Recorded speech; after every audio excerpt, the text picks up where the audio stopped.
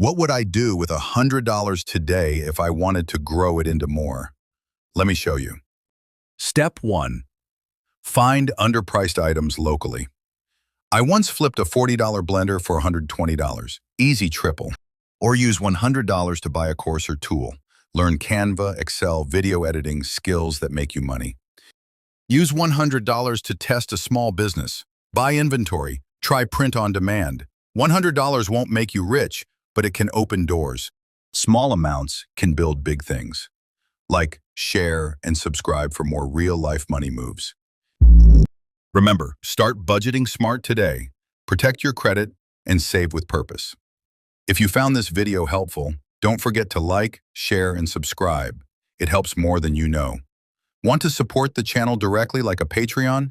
Visit www.pytown.ca/lifeledger and become part of the community.